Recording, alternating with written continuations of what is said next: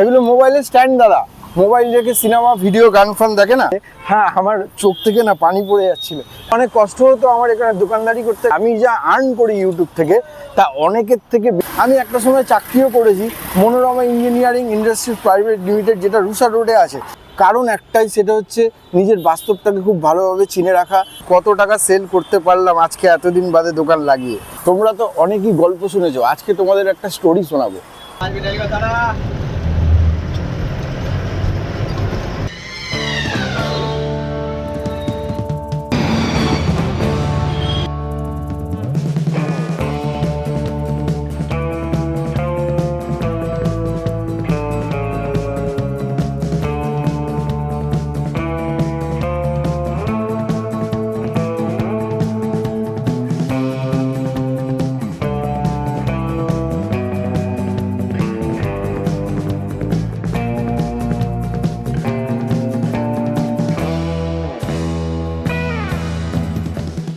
Alright, hello my brother and sister, welcome to back my another blog. আমি অভি, আর তোমরা দেখছো tube blog. এই ভিডিওটা তোমরা অনেকেই স্কিপ করে চলে যাবে, দেখবে না, বাট যারা দেখবে তাদের জন্য। তোমরা তো অনেকেই গল্প শুনেছো, আজকে তোমাদের একটা স্টোরি শোনাবো। হ্যাঁ, আমি তোমাদেরকে আমার কোনো ভিডিওতেই সাবস্ক্রাইব, লাইক কিংবা কমেন্ট করার জন্য প্রেশার করি না, বাট তাও আজকে বলছি যে তোমাদের মূল্যবান সময় নষ্ট করে আজকের ভিডিওটা একটুখানি হলেও দেখো। তোমার না হলে অন্য কারোর কাজে লাগবে।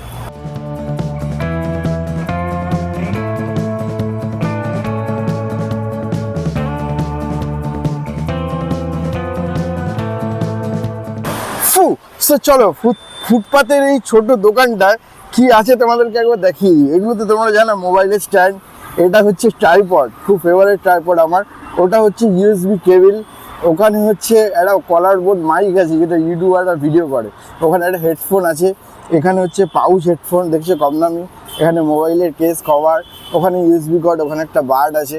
এবং যদিও বা এইগুলো ফাঁকা, কারণ অলরেডি এগুলো বিক্রি হয়ে গেছে, দোকান ভর্তি করার জন্য রাখা রয়েছে। সো এই হচ্ছে আমার এক্সপিরিয়েন্স, আমার দোকান। এই যে ট্রাইপডটা দেখতে পাচ্ছি, এটা 50 টাকা 100 টাকা দামের ট্রাইপড। এই নিয়ে আমি ভিডিও করেছি, বাট আজকে কিন্তু আমার কাছে গিম্বেল রয়েছে, মানে কয়েক হাজার টাকা দামের ইনস্ট্রুমেন্ট আমার কাছে রয়েছে শুধু ভিডিও করার জন্য। আজকে আমার কাছে দামি মাইক রয়েছে, দামি ফোন রয়েছে, বাট একটা সময় এই 150 টাকা দামের কলার বোন মানে মাইক দিয়ে আমি ভিডিও করেছি। তো আমি আজকে 12:30 থেকে দোকান লাগিয়েছি। থাকবো কতক্ষণ জানি না, যতক্ষণ আলো থাকবে। তার মধ্যে তোমাদেরকে এটাও দেখাবো যে আমি কত টাকা সেল করতে পারলাম আজকে এতদিন বাদে দোকান লাগিয়ে। সো আই হোপ এই ভিডিওটা দেখে তোমরা বুঝতেই পারছো যে এখন আর আমি আগের মতন ফুটপাতে দোকান দিই না। তাহলে আজকে কেন আমি ভিডিওটা বানাচ্ছি? সো আজকের ভিডিওটা বানানোর একটাই উদ্দেশ্য, সেটা শুধু তোমাদেরকে দেখানোর নয়, এটা শুধুমাত্র আমার নিজের জন্য, ঠিক আছে? মাঝে মধ্যে এরকম আমি করে থাকি। আজকে হয়তো আমি আর মানে রাস্তায় হেডফোন বিক্রি করি না, আমি অন্যান্য কাজ করি, বাট কারণ একটাই, সেটা হচ্ছে নিজের বাস্তবটাকে খুব ভালোভাবে চিনে রাখা, নিজের মানসিক জোরটাকে তাজা রাখা, এবং বলে না যে উইল পাওয়ার, সেই উইল পাওয়ারটাকে আর কি তাজা রাখার জন্য। কেননা সেই দিন থেকে আজকে আমার কাছে অনেক কিছু আছে যা অনেকের কাছেই নেই, বাট কালকের কি হবে এটা আমার কাছে জানা নেই। কালকে যদি কিছু হয়ে যায়, আমি আমার জীবন অনেককেই দেখেছি অনেক মানে উঁচু লেভেলে চলে গেছে, বাট তারপরে ডাউনফলের জায়গা থেকে সে কিন্তু আর ডাউন টু আর্থ হতে পারেনি। তো ক্ষুধা না খাস্তা মানুষের জীবনে কখন কি আসে কিছু বলা যায় না, আপস অ্যান্ড ডাউনস মিলিয়ে লাইফ। কালকে যদি আমার লাইফে অন্য কিছু চলে আসে, তখন কিন্তু আমি ডাউন টু আর্থ জায়গাটায়, এটাই আমার বাস্তব, আমি কিন্তু আর নামতে পারবো না। রাস্তাটা তোমরা দেখতে পাচ্ছ পুরো ফাঁকা, মানে এই রাস্তাটা হচ্ছে বালিগঞ্জ বাড়ি, আর আমার উল্টো দিকেই রয়েছে DBSS স্কুল। তো এখানেই একটা সময় বছরের পর বছর আমি কিন্তু দোকানদারি করেছি, একটাও জনপ্রাণী যায়নি। বাট এখানে দিনের পর দিন এসে বাসে করে নেমে দোকান লাগিয়ে আবার মানে বউনিবাটা না হয়ে এখান থেকে বেরিয়ে যেতে হয়েছে। আবার এরকমও দিন গেছে যেখান থেকেই আমি ইনকাম করে টাকা পকেটে করে বাড়ি নিয়ে গেছি। আর আমার পেছনে একটা পার্কও আছে, সেদিন পার্ক সম্পর্কে বুঝতাম না। দেখো, অনেকে আসে এখানে আড্ডা মারে, টাইম কাটায়। যাই হোক, তো দিনের পর দিন এখানে থেকেই লড়াই করে আর কি আমাকে 10 টাকা 5 টাকা 50 টাকা 500 টাকা বাড়ি নিয়ে যেতে হয়েছে। তার কারণে ধৈর্য, কেননা রাস্তায় যদি লোক না দেখে যে দিনের পর দিন ছেলেটা এখানে দোকানে বসে, তাহলে বিশ্বাস কী করে আসবে? এটা হচ্ছে বিজনেস পলিসি, দীর্ঘদিন তোমাকে কাটাতে হবে। মানুষ দেখবে তোমাকে যেটা জিনিস নিয়ে চলে যায়, যদি সেটা খারাপ হয়, কালকে যদি তুমি এখানে রেগুলার দোকান না লাগাও। তো এরকম রাস্তার মতন আমি প্রচুর জায়গায় দোকান লাগিয়েছি, তোমাদেরকে বলবো আস্তে আস্তে।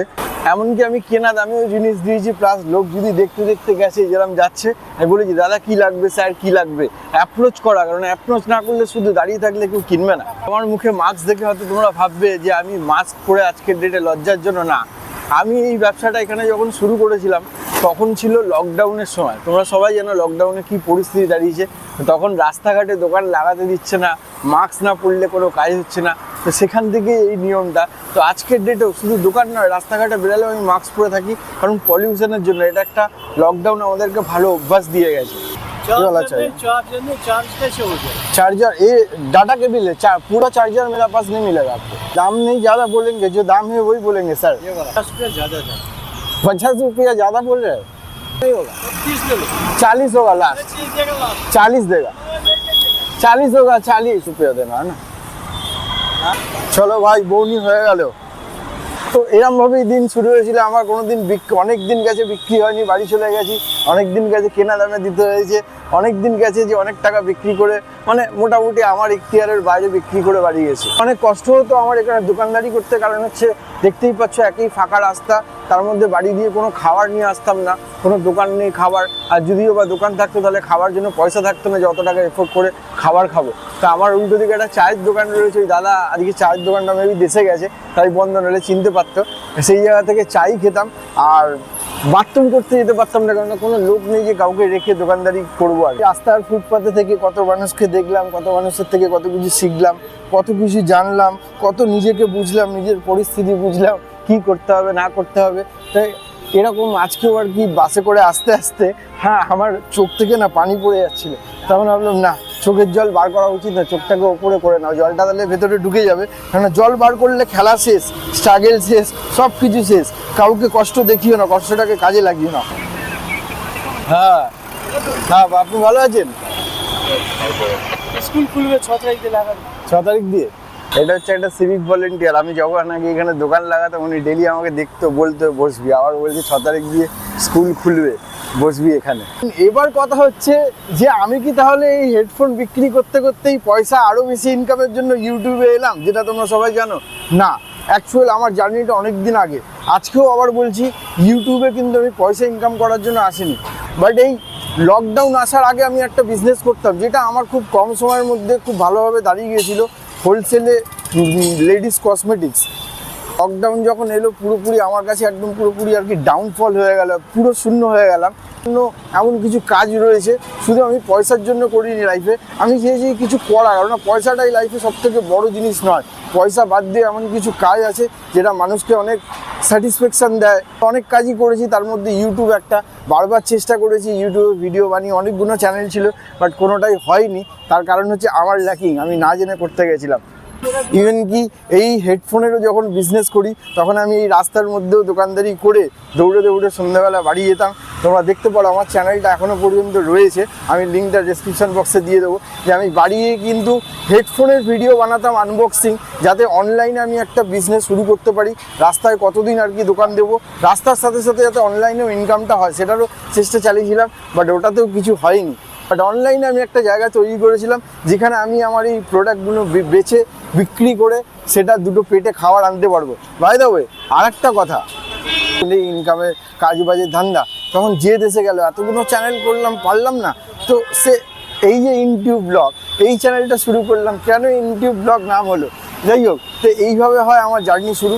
এবার অনেকে বলতেই পারে যে রাস্তায় এত দূরে কেন দোকান? আমি বহু জায়গায় ট্রাই করেছি। প্রথম অবস্থায় লকডাউনে কোথাও দোকান খুলতে দিচ্ছিল না, তো আমি হাতে নিয়ে রাস্তায় ব্যাগে নিয়ে নিয়ে পুরো বিক্রি করেছি। তারপর চেষ্টা করলাম প্ল্যাটফর্মে, নিজের কাছাকাছি এরিয়ার মধ্যে, সেখানে অনেকে বিক্রি করে, তো তারা আমাকে জায়গা দিচ্ছিল না। আমি পারলে হুজ্জুতি করতেই পারতাম, বাট আমার কাছে সময় খুব কম ছিল।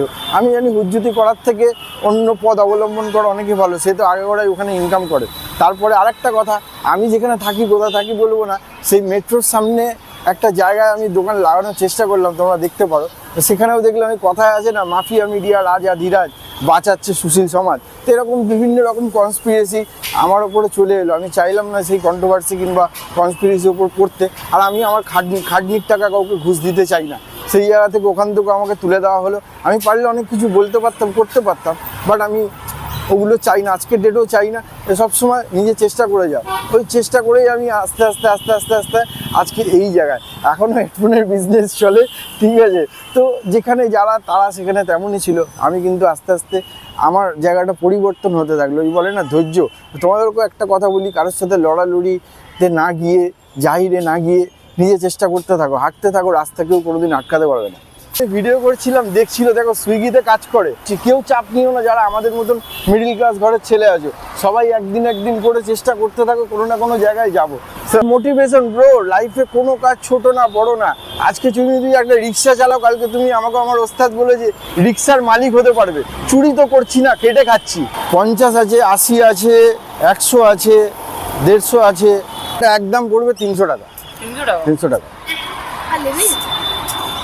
কটা দেবো? একটা 30 रुपया बाबू, 30। कौन सा? अभी बोले 20? हाँ 30 बोलो। नहीं है भाई, ये देखो 20 नहीं है। एक तो माखा दे देंगे। এগুলো কি এই হলুদ সবুজ? এগুলো মোবাইলের স্ট্যান্ড দাদা, মোবাইল রেখে সিনেমা ভিডিও গান ফান দেখে না। সো এটা আমার একটা দাদা হয়, ঠিক আছে, এইখানেই আর কি ডিউটির জন্য আসে। এবার আগে একটা সময় আমাকে দেখেছিল যে আমি এখানে রাস্তায় হেডফোন বিক্রি করতাম, আজকে অনেক দিন বাদে দেখলো, তা আমাকে জিজ্ঞাসা করছে যে সত্যি মানুষ যারা ভালো চায় তারা জিজ্ঞাসা করে যে কতদিন আর এইভাবে চলবে, 500 টাকা মানে একটা মানুষের নিড আছে ডেলি বেসিস, সেটা কি ওঠে? তো সেই জায়গা থেকে অনেক পুরনো কথা মনে পড়ে গেল। যাই হোক, আজকে আমার দাদার সাথে দেখা, তো সেই জায়গা থেকে আমিও তোমাদেরকে মাঝে মধ্যে বলি যে মানুষকে চেনার জন্য কে তোমার ভালোবাসে এটা বোঝার জন্য মানে নিজের পরিস্থিতিটাকে একবার অরিজিনাল পরিস্থিতি থেকে বেরিয়ে অন্য পরিস্থিতি চেঞ্জ করে দেখো। যদি ভালো পরিস্থিতিতে থাকো তাহলে খারাপ পরিস্থিতির মতন একটু রূপ নাও, দেখো মানুষ তোমার সাথে কি রিয়াক্ট করে। আর যদি খারাপ পরিস্থিতি থাকে তাহলে একদম ফানটা মেরে থাকো, দেখবে লোক বুঝতেই পারবে না, তোমার প্রেজেন্টেশন যেরকম সেভাবে তোমাকে রিপ্লাই দেবে। তো এইভাবে প্রচুর লোক রাস্তাঘাটে আর কি মোটিভেশন দিয়ে গেছে। বলে না মোটিভেশন বেশিক্ষণ কাজে লাগে না, মোটিভেশন নিজেই নিজের। তুমি কিছু করে দেখাও, তারপর লোক তোমার পাশে থাকবে, আদারওয়াইজ কেউ তোমার পাশে থাকবে না। প্রত্যেকটা মানুষের ক্ষেত্রে যে তুমি উন্নতি করেছো, তুমি ভালো আছো, এটা মানুষ কিভাবে বুঝবে? তোমার কাছে গাড়ি থাকবে, চেন থাকবে, টাকা থাকবে, দিখাওয়া করবে, চাই তুমি লিগালি হোক ইলিগালি, এটা ম্যাটার করছে না, মাল তোমার কাছে থাকতে হবে, তাহলে মানুষ বুঝবে তুমি উন্নতি করছো, তুমি কাজ করছো, তোমার স্ট্যাটাস ভালো। আজকের ডেটে অনেকে জিজ্ঞেস করে, অনেক কাজের ক্ষেত্রে অনেক জায়গায় যায়, অনেক ফ্রেন্ড সার্কেল, রিলেটিভ বাগেরা বাগেরা, অনেকে যে তারা দেখতে চায় যে অ্যাকচুয়াল ব্যাপারটায় গ্রোথ কোথায় হয়েছে। কই গাড়ি নেই তো, বাড়ি নেই তো, কথায় আছে না দিখাবে মত যাও আপনি আকাল লাগা থেকে। আর সব থেকে বড়ো এটা আমার নিজের লাইফের লিসেন, যে দেখাতে যেও না বস, দেখাতে যাবে তো ঢুকে যাবে, কেননা আজ তোমার খারাপ পরিস্থিতি কাল ভালো হবে, কেউ আটকাতে পারবে না। ক্রাইসিস মানুষের লাইফে কোনোদিন এক থাকে না, বাট কাজ যখন ভালো হয়ে যাবে না, লোক যখন জেনে যাবে, তখন তুমি নিজেই বুঝতে পারবে না কাঁধে এসে হাত রেখে আমি তো জানতাম চার কিছু। তোমার তৈরি করা মিষ্টি অন্য কেউ খেয়ে যাবে, এটা সবসময় মাথায় রেখো। দেখো আমি তোমাদেরকে বরাবরই বলে আসি, আজকের বললাম যে ইউটিউবে আমি টাকা কামানোর জন্য আসিনি, বাট তাও একটা তোমাদের এক্সাম্পল দিচ্ছি যে আমার ইউটিউব থেকে কি ইনকাম। আমি কাউকে আজ পর্যন্ত বলিনি মনিটাইজ বাগেরা অন্যদের মতন দেখাইনি, বাট আমি বলছি আমার যে ইনকাম আছে, আমি হয়তো অনেকের থেকে বেশি না, বাট আমি যা আর্ন করি ইউটিউব থেকে তা অনেকের থেকে বেশি, যারা অনেকে করতে পারবে না। এবার বুঝে নাও, কিন্তু আমি দেখাতে যাই না। সব থেকে ইম্পর্টেন্ট কথা যে লাইফে কোনোদিন হোপলেস হয়ে পড়ো না যে আমাকে হেল্প করার জন্য কেউ নেই, রিচ আউট করার জন্য। উপরওয়ালার খেলা এরকম আছে, কাউকে না কাউকে তোমাকে পাঠিয়ে দেবে। আমার জন্যও কাউকে পাঠিয়েছে, তোমার জন্যও কাউকে পাঠাবে, কেউ না কেউ তোমাকে সাথ দিয়ে দেবে। আমি দেখো ভাই, আমি তোমাদের একটা কথা বলতে পারি ইয়াং জেনারেশানকে, যে আমাদের ভারতবর্ষের অবস্থা শুধু লকডাউনের জন্য নয়, এটা আজীবনই, মানে চাকরি বাকরির অবস্থা, শিক্ষার অবস্থা খুব খারাপ। তা আমি কি লাইফে শুধু হেডফোন আর এই সমস্ত ছোটো কাজই করেছি? না, আমি একটা সময় চাকরিও করেছি, Manorama engineering industries private limited, যেটা রুষা রোডে আছে। তো জীবনের অনেক পার্ট গেছে, আপস অ্যান্ড ডাউন, সব কিছুটাই আর কি দেখে এসেছি, নিয়ে এসেছি। কথা একটাই, যে কাজ কোনোদিন ছোট হয় না। তোমার শিক্ষা থাকলে তুমি যদি ট্রাই করে চাকরি করার চেষ্টা করছো করো, আর ভারতবর্ষের বুকে যদি না পাচ্ছ তাহলে অপেক্ষা করো না, কিংবা চটজলদি ইনকামের জন্য কোনো অন্য রাস্তায় ঢুকে যেও না, যে অল্প সময় আর অনেক টাকা লোভে ফেসে যেও না। সৎ পথে ইনকাম করো, চাই ছোটো কাজ হোক, বাট কাজই হয়, সেটা করো। আজকালকার দিনে অনেকে দেখছি যে গ্যামলিং এই সমস্ত, আমার কাছে অনেক গ্যামলিংয়ের প্রমোশনের অপরচুনিটি আসে, অনেক টাকা, বাট আমি করি না, কেননা আমার মনে হয় এটা ঠিক। তোমরাও লাইফে অনেক ক্রাইসিস এসে যাবে, চটজলদি রাস্তার ইনকামে যেও না ভাই। খাটনি করো, সৎ পথে একদম লিগালি ইনকাম করো, ওটাই হয়তো কম, বাট একটা সময় অনেক দিয়ে বাড়বে। লাইফে কোনো রিস্ক থাকবে না। সো যারা তোমরা এতক্ষণ ধরে ভিডিওটা দেখে এসছো তাদেরকে প্রচুর প্রচুর থ্যাংক ইউ।